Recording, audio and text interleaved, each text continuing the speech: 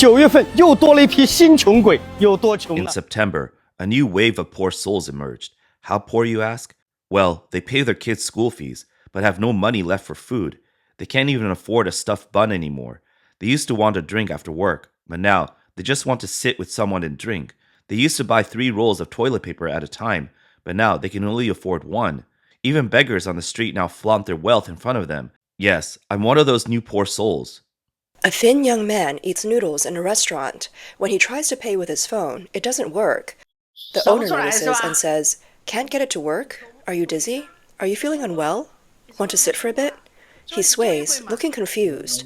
The owner kindly adds, "It's okay. Are you out of money? Don't worry, just leave after eating." The young man, embarrassed, whispers, The owner kindly reassured him, saying it was no problem and that he didn't need to pay later. It was just a bowl of noodles, not a big deal. The young man, his voice trembling, muttered thank you and stumbled out of the noodle shop. A family of 4 smiled happily at the camera, each saying, "I'm unemployed at home now, so I can take the kids to school every day. I'm unemployed, so I can cook for the kids every day. Dad's at home, so I'm not scared to sleep at night. Every day after school, I can see my mom and dad, and we're so happy." Some netizens commented, wondering if this was a comedy or a tragedy. They hoped the family had a good mindset, though some felt it was a bit strange and hoped the parents would find jobs soon. This isn't some celebrity arrival. It's a live recruitment fair at the Southwest University. The scene here could be described perfectly as heroes from all over the world crossing the river. A netizen who attended said, "This is a teacher recruitment event gathering talent from all over Chengdu, with most of the recruiters being from top schools in Chengdu. The students are rushing so fast to submit as many resumes as possible. If they finish an interview at one booth, they'll rush to submit another resume at the next one. The line is so long that some don't even get the chance to submit their resumes before the event ends. You need to understand that in 2025, the number of university graduates is expected to reach about 12.22 million, a historic high, 430,000 more than in 2024. So, this scene is definitely not an isolated case." How tough is the job market this year? It's unbelievable. Let me show you. A fan on my social media sent me a job fair ad from a large company in Jiangsu. They were looking to hire 9,000 people, but 100,000 college graduates showed up to apply. That's 12 people competing for every single position. Look at the salary levels. A college graduate gets 2,600 yuan a month, a master's graduate gets 3,500 yuan, a PhD gets 4,500 yuan. Then take a look at this company in Harbin. They're also hiring PhDs, real top talent, and the salary is just 4,000 to 5,000 yuan a month. Can you believe it? It's terrifying. The salary has dropped to this level. Some netizens pointed out that the low salary isn't the worst part. The real problem is that many people can't even get these low-paying jobs. Let me talk about this year's campus recruitment. It's crazy. No one wants resumes. They refuse all of them. I personally witnessed a student from Hong Kong University, probably a 985 university graduate, trying to hand in a resume to Huawei's HR department, and they refused it. Not a single one. Do you know how many people are unemployed in Nanjing this year? It's said to be nearly 1 million. That's just the youth unemployment data. Basically, for every 5 people, one of them doesn't have a job. This year, the unemployment rate will hit a historic high. Over 10 million college graduates are coming out, but so many physical stores and factories are shutting down. So many people are unemployed and can't find work. You can't even deliver food anymore. You can't even drive for Didi. Wake up, guys. The ride-hailing industry has hit its ceiling, but there are still many people trying to join. Let me tell you the reality now. Working 12 to 13 hours a day, you earn around 400 yuan. I said 12 to 13 hours, sitting in this iron box.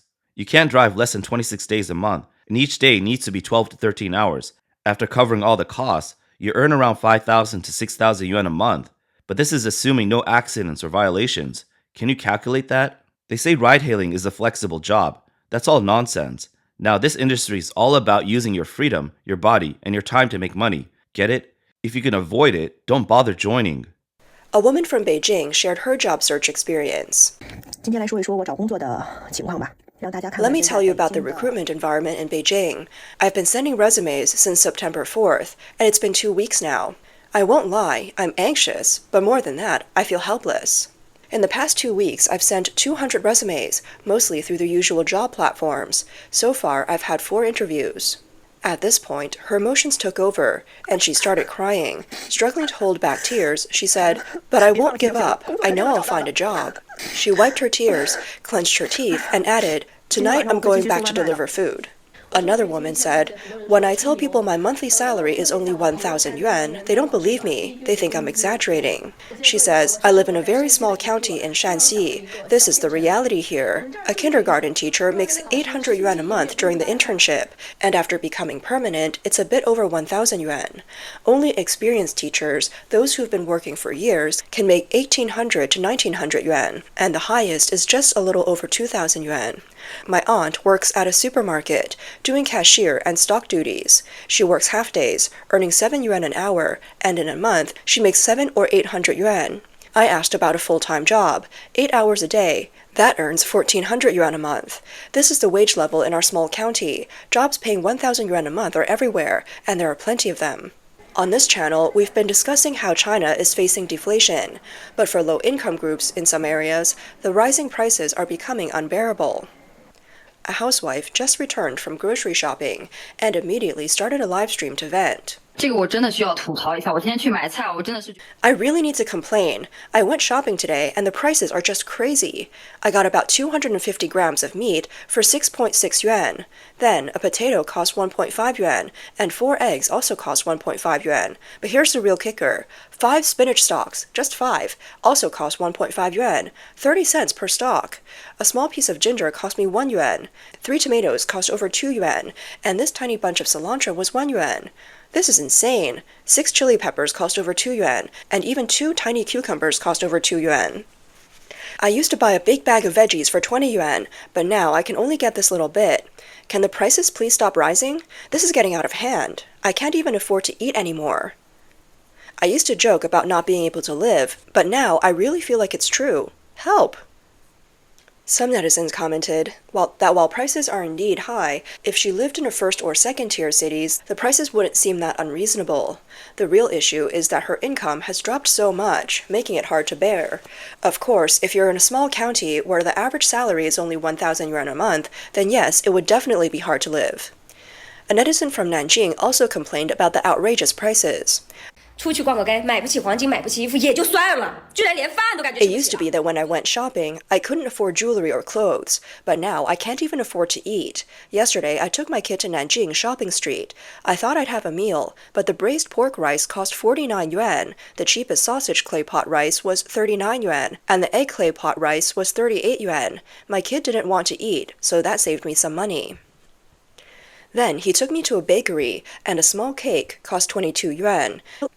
He kept pointing at it, and I realized it would take 70 or 80 yuan to leave the store. So fine, I bought one, but I didn't even eat it. Now, I won't be fooled by anyone who tells me to eat and drink as I like. Strangely, I wasn't as hungry after that. We went downstairs and got some salted duck for 20 yuan. The 3 of us ate until we were half full. Do you think this price is high? Or is it just me being poor?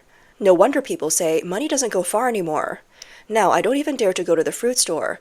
The other day, I bought 6 apples and a bunch of bananas for 74 yuan. When I ate them, I didn't even dare to peel them. I won't say anything more. It's definitely because I'm not trying hard enough.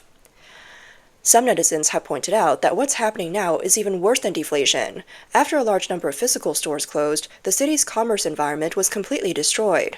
Taking Nanjing as an example, the few remaining stores can't boost sales, and they still have to maintain high rents and other costs. To survive, they have to raise prices. When they occasionally get customers, they squeeze as much as they can, which only creates a vicious cycle that makes it even harder for physical stores to stay afloat. But even more stores are shutting down, including long-established ones. At the end of August, a Yunnan restaurant in Beijing, which had been operating for 23 years, posted a notice saying that its lease had expired and it would officially close on September 15th. The restaurant, founded in 2002 in the trendy Sanlitun area, pioneered the fashionable Yunnan cuisine niche. From the start, it attracted office workers and young, fashionable crowds. It became one of the early internet-famous restaurants. As soon as the news of its closure came out, many regular customers expressed their sadness on social media. They said, "So unfortunate, the best Yunnan restaurant in Beijing, with its unique copper pot rice." But some customers also said, I used to go often when I was younger, and it was amazing back then. But recently, I've been disappointed. The dishes haven't changed or improved. Similarly, Shandong's well-known restaurant group, Shunhe Group, which also has a 23-year history, has removed their sign on September 22nd. Recently, the hotel where they're located has been under renovation, with construction materials and workers still on site. Shunhe Group operates several well-known brands, including Shunhe Brazilian Barbecue, Shunhe German Restaurant, and Shunhe Seafood. The revenue from hotel restaurants makes up more than 75% of the group's income.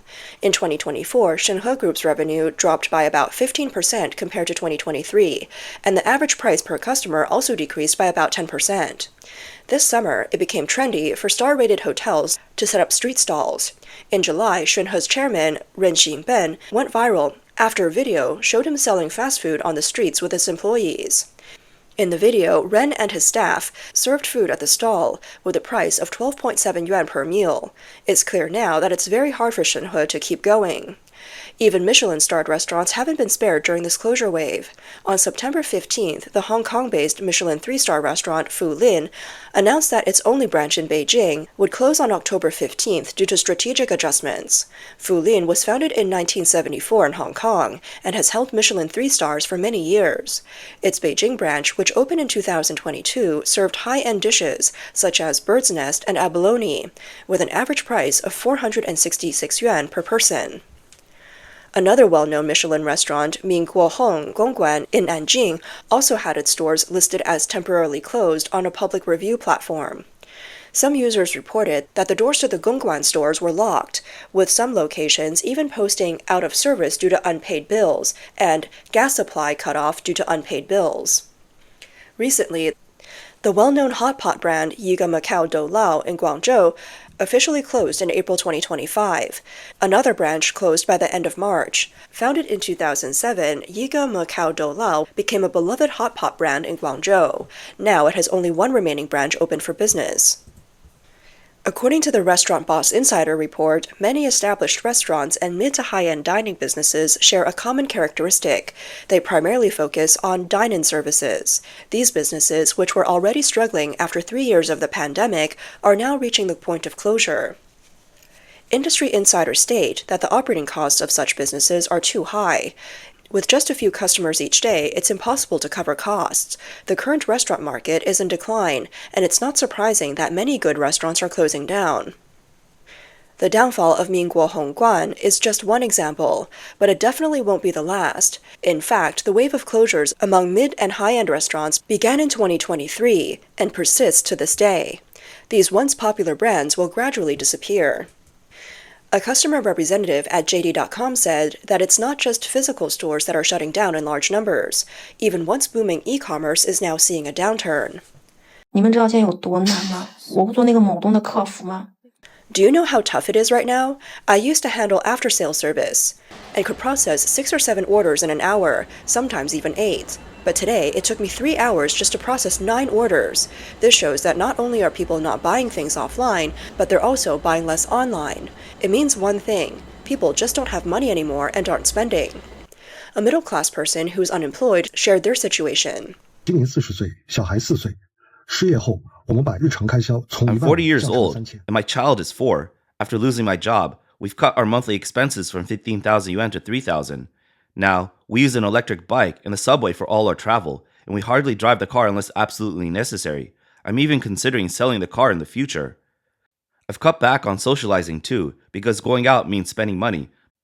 But every night at around 8 p.m., I make sure to go out because there's a discount supermarket nearby where I could get food for our 3 meals a day. I haven't been to any coffee shops, tea stores, or convenience stores since I lost my job, and I haven't bought any new clothes either. We use bottled water for the child, and I boil plain water for myself. I've canceled all my child's extracurricular activities. We don't celebrate birthdays, Valentine's Day, or any holidays anymore. For my child's birthday, I carefully calculated and bought a coupon online.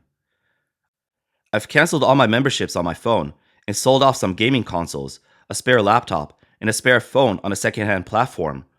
All travel plans, whether overseas or within China, have been canceled. During the summer, I avoid using the air conditioning unless absolutely necessary. If I can't stand the heat, I'll turn on the air conditioning in just one room. I even went through all my closets and drawers and found 100 yuan hidden in some old clothes, which I put together to save. At first, I couldn't get used to it, but slowly, I lost the desire to spend. Now, I'm just trying to save as much as I can. Some netizens commented that many people in China are so poor that it's hard for outsiders to imagine. The difference in living standards between regions in China is huge, and the gap between the rich and poor is staggering. So when ordinary people complain about their difficult lives, some people online will start showing off their wealth, trying to prove that China is still strong. However, the truly frightening thing is that many Chinese people believe this economic crisis is temporary. They think that as long as they hold on for another year or so, it'll pass. Only a few people with clear eyes are saying that this catastrophe has only begun.